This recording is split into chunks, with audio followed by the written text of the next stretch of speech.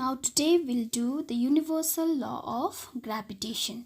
Sir Isaac Newton formulated a very important law of gravity which is called inverse law of gravitation. According to this law, every object in the universe attracts every other object with a force which is directly proportional to the product of their masses and inversely proportional to the square of the distance between them. It's called inverse square law.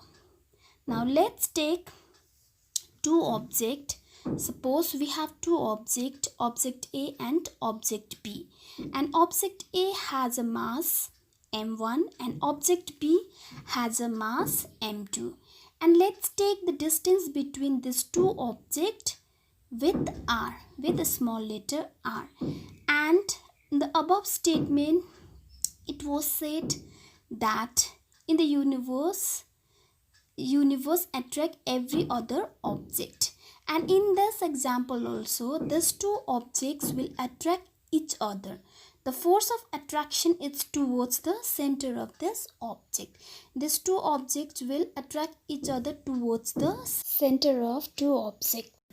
Now, according to the universal law of gravitation, number one, what it says is that the force between two objects is directly proportional to the product of their masses. You just look at the screen, we have given forces directly proportional to m1 and m2. Let's take this equation number 1.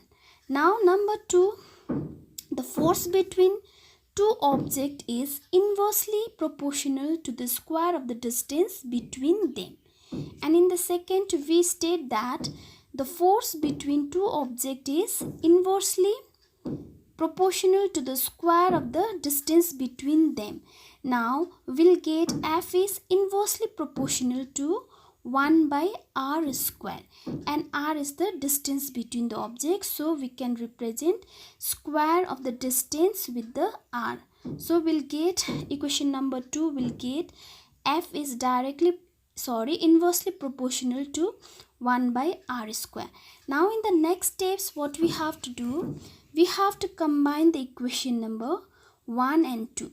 By combining equation number 1 and 2, just look at here, left hand side of equation number 1 and left hand side of equation number 2, we have the same. That is F, we have same.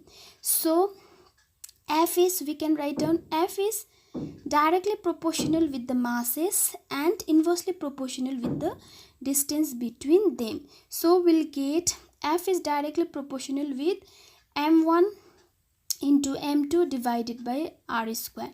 So in order to break this proportionality sign, we have to use the constant, and that constant will represent it with the g.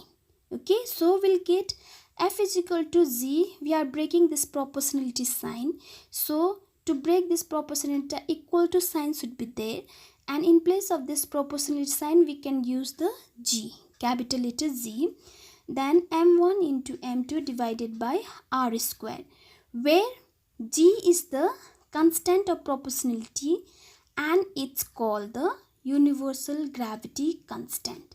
That means this g is the universal gravity constant. Now next steps, what we have to do, now we'll do the cross multiplications. After cross multiplications, in the left hand side we have F and in the right hand side we have G, m1 into m2 divided by r square. So we'll get F will be multiplied with our that distance. So we'll get F into r square is equal to, in the right hand side we have G m1 into m2. Now from here we have to find out the value for gravitational constant, that is the capital letter G. So we'll get capital letter G is equal to F, that is the force, into r square divided by m1 into m2. That means with this we'll get the value for gravitational constant. G is equal to F into r square divided by m1 into m2. So what is the SI unit of gravitation? Next steps we have to find out the SI unit for G, and it is obtained by substituting the unit of forces, distance and mass. That means in this equations only, G is equal to F into R square by M1 into M2. In this equations only we have to put the units, okay?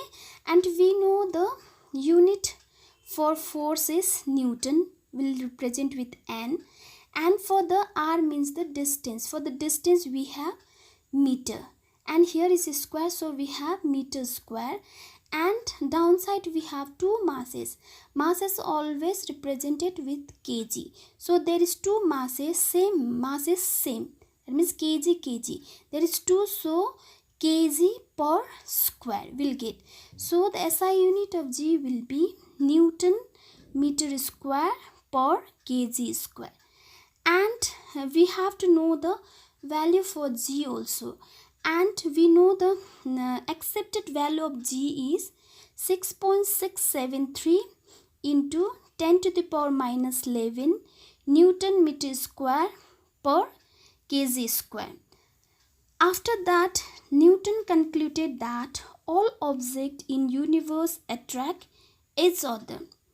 Now here you'll have the summary, just go through it.